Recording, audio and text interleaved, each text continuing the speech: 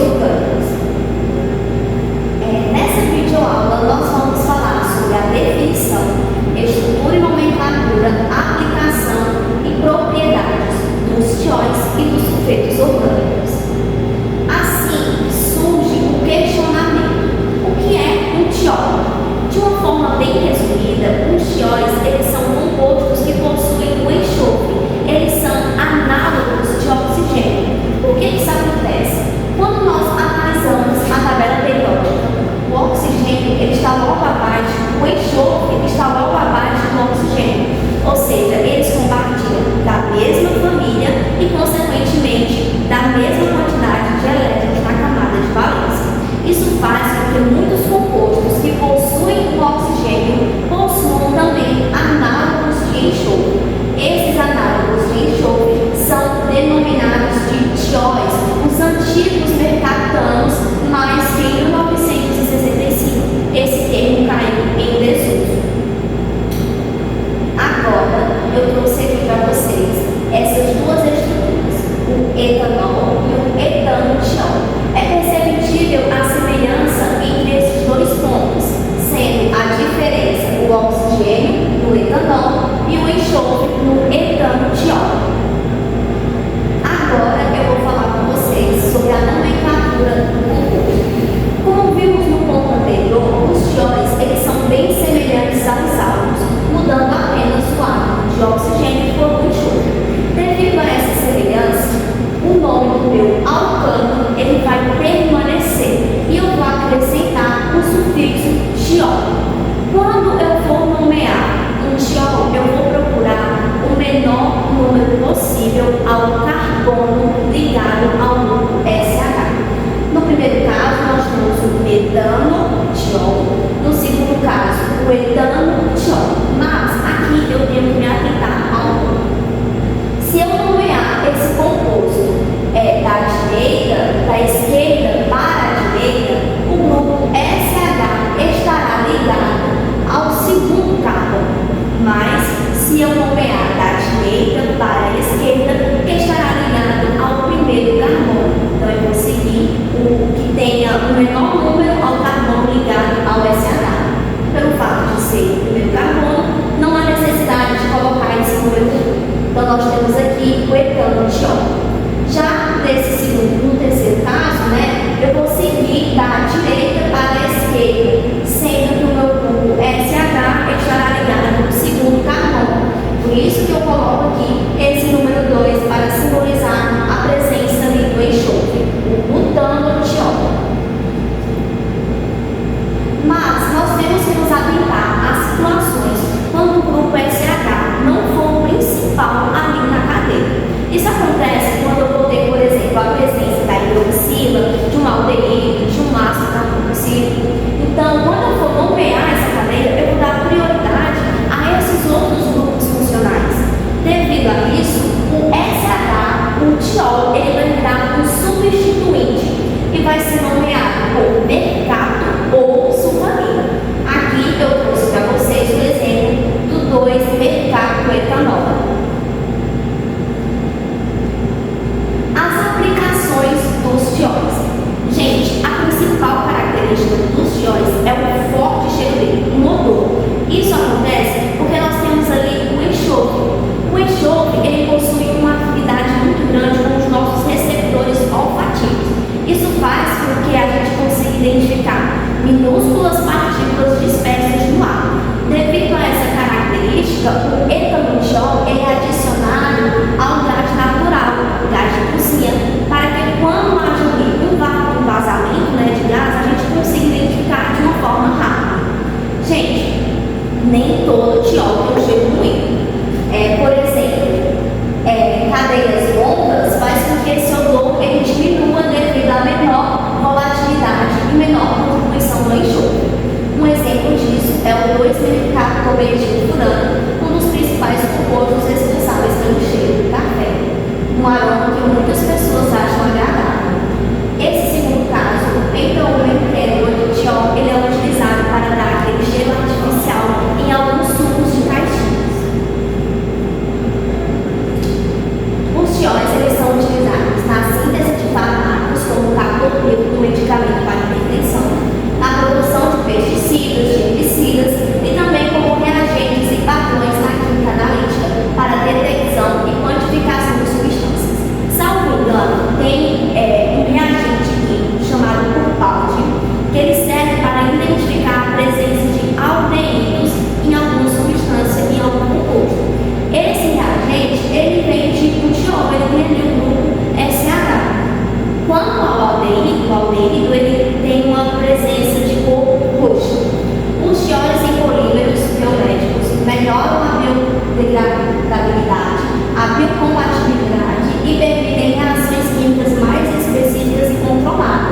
Exemplos de joias usadas nesse contexto é a cisterna, aqui nós temos a estrutura dela, e a glutatiolina.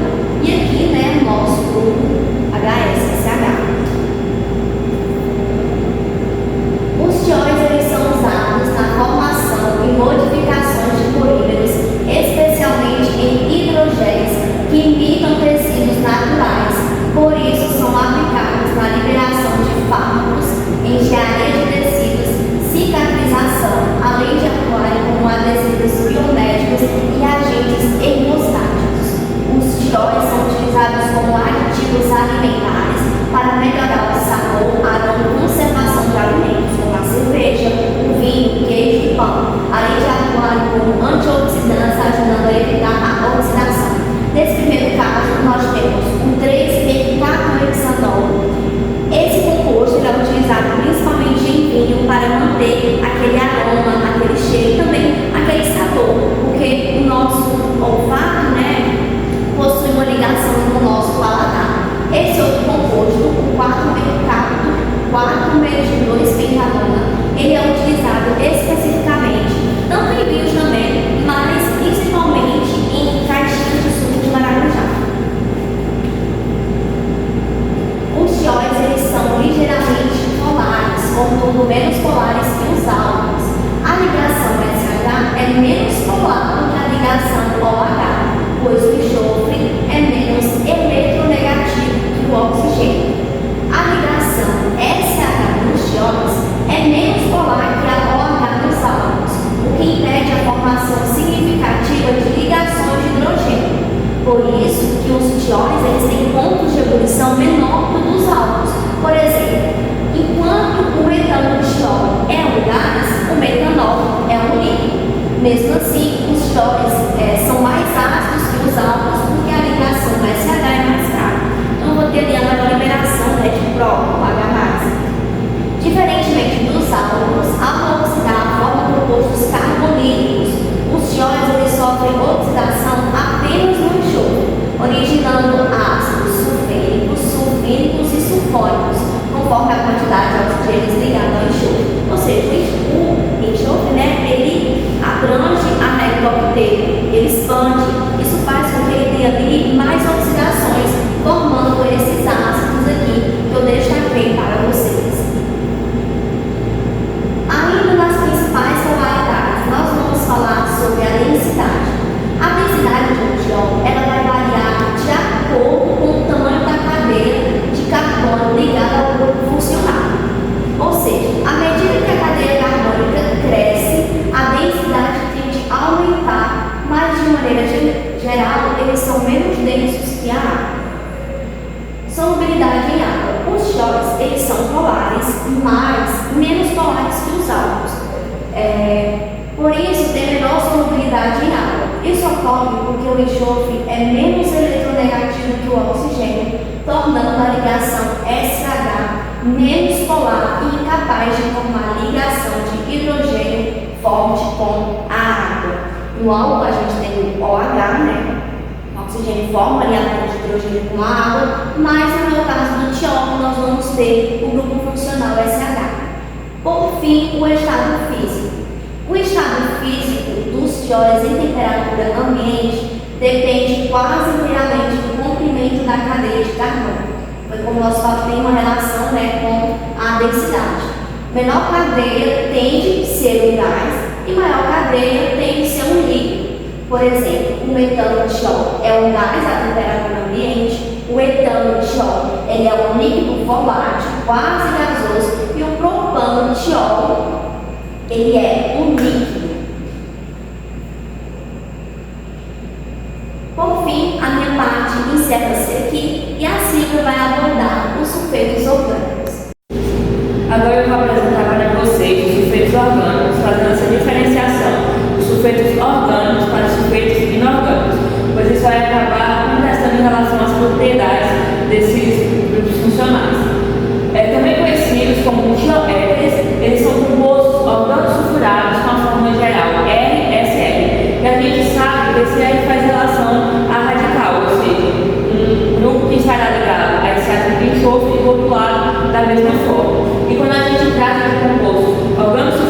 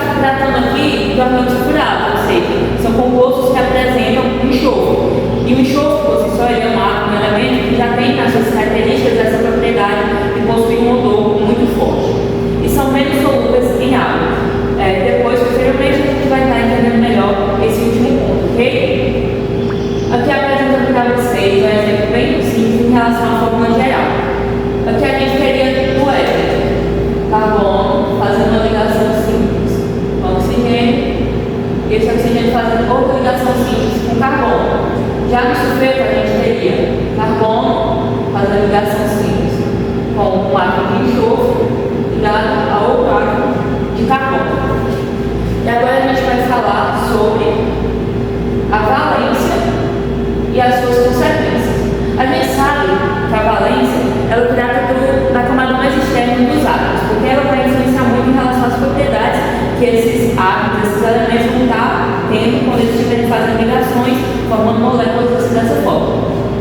O comportamento químico de sulfetos contrasta com dieres em alguns aspectos muito importantes, aliás, como os elétrons de valência do enxofre, que envolvem orbitais 3p, e eles estando assim, mais distantes e menos fortemente ligados ao núcleo do que os átomos, né, os elétrons do átomo de oxigênio, que envolvem orbitais 2p. A gente sabe que quando a gente está tratando em relação a orbitais 2p e 3p, esse número que vem na frente do subnível é a questão do nível dos elétrons da camada de valência. Então, enquanto no enxofre a gente vai ter aqui camadas, até a camada 3, no oxigênio vai apresentar apenas duas camadas, ou seja, o átomo de oxigênio se torna menor que o átomo de enxofre. Isso vai ter consequências também aonde? Lá na eletronegatividade, porque normalmente os átomos menores eles vão apresentar uma eletronegatividade maior do que os átomos que são maiores. Assim, nós temos ali na eletronegatividade do oxigênio o valor de 3,44 e do enxofre 2,58. Agora falando sobre a nomenclatura desses compostos. Os sulfetos, eles são nomeados usando as mesmas regras que os éteres e eles, exceto que se usa a única exceção aqui é que a gente vai usar sulfeto no lugar do hélio em relação a essa nomeação. Eles podem ser simétricos, apresentando grupos idênticos, ou seja, a gente vai ter essa simetria onde tanto os dois lados ligantes desse enxofre a gente vai ter o mesmo grupo funcional, o mesmo hidrocarboneto ligado a ele. Já nos assimétricos, eles vão apresentar grupos diferentes. E uma classe de compostos que possuem substituintes orgânicos ligados ao mesmo átomo de enxofre, a gente vai ter uma nomenclatura um pouco mais rebuscada também. Para as substâncias mais complexas, que são elas utilizando o alquidil no lugar do óxido que a gente usa nos éteres. Aqui a gente tem como exemplo o sulfeto de dimetila. Sulfeto, porque apresenta aqui enxofre em dois grupos ligados a ele, né, fazendo essa ligação simples entre carbonos. De dimetila. Por que dimetila? Porque mexe, a gente tem apenas um carbono ligado a 3 átomos de hidrogênio. Então a gente dá o nome metilo, termina em metila. E di porque são 2. Aqui é um caso de composto simétrico, ou seja, um sulfeto simétrico. Agora fazendo a diferenciação para o sulfeto assimétrico. A gente tem aqui o sulfeto de etila e metila, ou seja, o nosso enxofre vai estar ligado ao grupo etila, metila e etila. Mexe, no caso, porque apresenta apenas um carbono e ete porque apresenta 2, certo? E qual vai ser a ordem aqui em relação para dar essa nomenclatura? Ou seja, a propriedade, não a propriedade, mas a regra que a gente vai utilizar é em relação à ordem alfabética, tá? Etila, metila, o L primeiro, então assim vai seguir esse padrão, sulfeto de etila e metila. Agora falando sobre aplicações dos sulfetos. Eles são essenciais na biologia e comumente associados a odores fortes, como já foi retratado. Eles são abundantes em vegetais como alho e cebola. É o exemplo que vai aparecer nesses compostos, né, nesses alimentos. É o sulfeto de dialila, no caso desse modelo que vocês estão vendo aqui, e possui propriedades antioxidantes, anticancerígenas e antibióticas. Além disso, são cruciais para a estrutura de aminoácidos, como a metionina, que também está sendo apresentada nessa molécula aqui para vocês. E quando a gente também está tratando sobre a oxidação, eu disse que abordou esse caso também. O enxofre ele vai possuir uma expansão do octeto, então é isso que vai dar essa possibilidade de ter mais grupos ligados a ele e de uma forma diferente em relação a esse nome que ele vai apresentar. Suplementação da saúde. O metilsulfonilmetano é uma forma de enxofre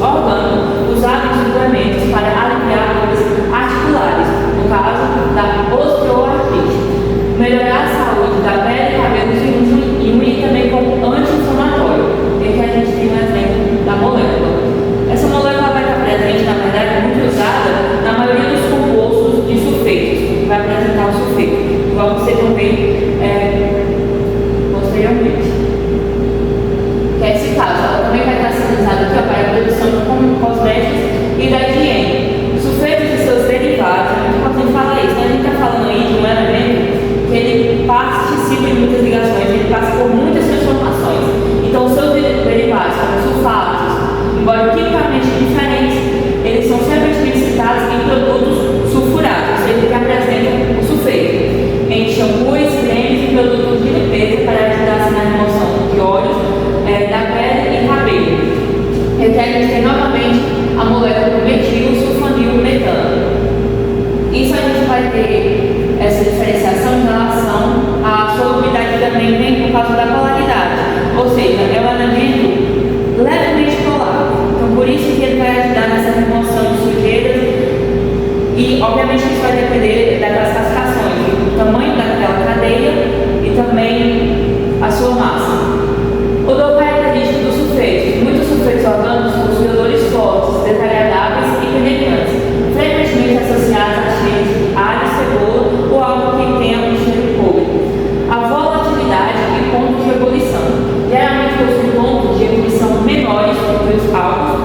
Já foi visto em relação aos óleos também que tem uma propriedade bem parecida com as correspondentes, pois eles não formam as ligações de hidrogênio forte, mas maiores do que os éteres, devido à maior polarizabilidade do átomo de enxofre. A solubilidade deles: os tioéteres, ou sulfetos, eles apresentam, no caso, como apresentar, uma cadeia curta, eles são pouco solúveis em água, mas a solubilidade diminui à medida que a cadeia carbônica aumenta. Eles são bem solúveis em solventes orgânicos, que é aquele caso, né? Semelhante, dissolve semelhante, é isso. Agora a gente vai falar sobre a polaridade dele. A ligação entre o carbono e o enxofre ela é menos polar que a ligação do carbono e o oxigênio, o que torna os sulfetos menos polares do que os éteres correspondentes, mas isso não quer dizer que ele deixe de ser polar. Então, por isso que quando a gente está estudando orgânica, obviamente a gente tem que entender essa particularidade de uma molécula única, mas como é que ela iria se relacionar entre moléculas, né? Então aí a gente vai ter as forças intermoleculares agindo. A reatividade, a oxidação está sendo tanto falado aqui, né? Até pelo fato do enxofre ser esse elemento que expande. Tem a regra do octeto, ele vai ter a expansão do octeto. Uma das propriedades químicas mais notáveis é a facilidade de oxidação que o sulfeto apresenta, passando dos sulfetos para os sulfóxidos, nessa forma, um grupo radical ligado ao sulfeto com uma dupla O, e esse enxofre estará ligado a um outro radical. E posteriormente formando também sulfonos, radical ligado a um átomo de sulfeto que estará ligado a uma dupla O, e também ligado, no caso aqui, teremos duas duplas de oxigênio, ligado também a outro radical, aumentando assim significativamente o seu nós, podendo ser mais 2, mais 4, mais 6, a expansão do QT. O estado físico dos sulfetos em temperatura ambiente vai depender inteiramente do comprimento das cadeias do carbono, ou seja, olhar para a molécula como um todo e ver os critérios que irá definir esse estado físico dele. Então, assim, uma menor cadeia tende a ser o líquido, uma maior cadeia tende a ser o sólido. Exemplo disso é o sulfureto de metila, que é líquido a temperatura ambiente, que a gente tem a molécula como exemplo. Agora, para finalizar, eu sempre aqui essa frase de Yul Duran, onde ele vai falar: 60 anos atrás eu sabia tudo, hoje sei que nada sei. A educação é a descoberta progressiva da nossa ignorância. Então a gente nunca pode chegar a um ponto de achar que a gente já sabe tudo, né, de uma matéria, e vamos colocar aqui em foco a química, até porque a ciência como toda ela está em constante evolução e mudança. Aquilo que é hoje já não pode ser amanhã, então vamos sempre buscar mais conhecimento. Agora a gente vai apresentar para vocês aqui as nossas referências bibliográficas, ou seja, onde o nosso trabalho todo foi estruturado e onde vocês também podem estar acessando para poder entender melhor sobre esses compostos. E obrigado pela atenção.